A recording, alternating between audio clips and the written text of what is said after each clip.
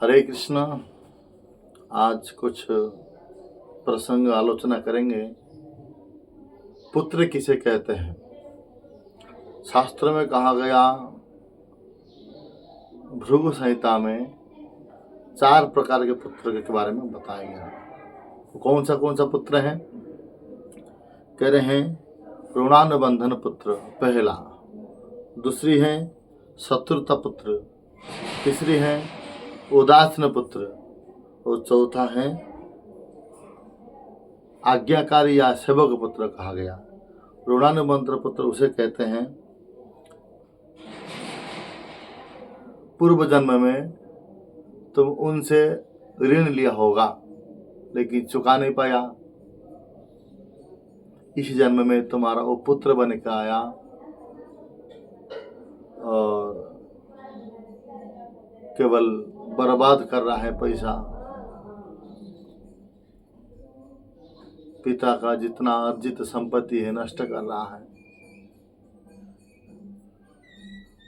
ये है ऋणानुबंधन पुत्र होता है, क्योंकि तुम पूर्व जन्म में उनसे लिया है, तुम कर्ज दे नहीं पाए थे, कर्ज चुका नहीं पाया होगा, इसीलिए अभी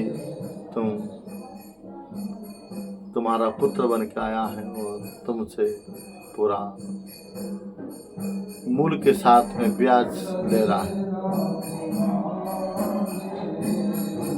और दूसरा पुत्र है शत्रुता पुत्र है। पूर्व जन्म में तुम उनका शत्रु थे होंगे, वही तुम्हारा बदला लेने के लिए आया है। केवल झगड़ा, बातों में झगड़ा, और क्या करता है, जीवन भर तुम उनका सेवा किया है, पढ़ाई लिखाई किया, लेकिन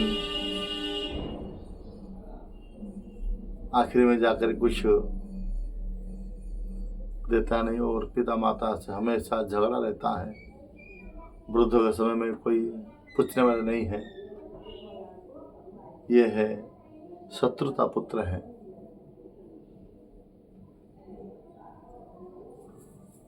और उदासीन पुत्र है, ना बाप माँ का सुख में सुखी, ना पिता माता का दुख में दुखी, कुछ भी नहीं है। उदासीन पुत्र है।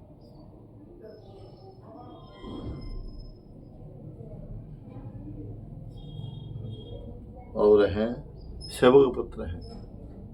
वही सच्चा पुत्र होता है जो आज्ञाकारी पुत्र है।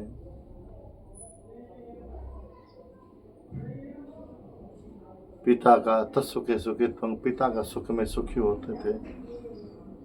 पिता माता सेवा करने वाला पुत्र है,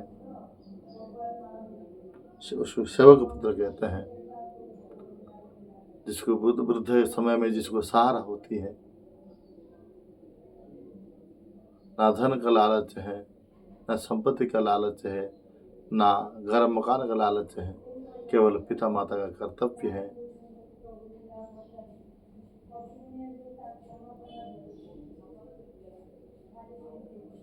पुत्र उनका सेवा करना है। पुत्र नाम नरक त्राण सपुत्र। पुत्र इस प्रकार सेवा करेंगे, इस प्रकार भजन करेंगे। पुत्र नामक नरक है, उससे उद्धार कर देते हैं। जो पुत्र, जो पिताजी माताजी जो भजन नहीं कर पाते, वे भजन के अभाव के कारण नरक में पड़े रहते हैं। पुत्र नरक है। पुत्र अपना भजन के बल पर उद्धार करके क्या करते हैं, पिता माता को नरक से उद्धार कर देते हैं। वही सेवक पुत्र होता है।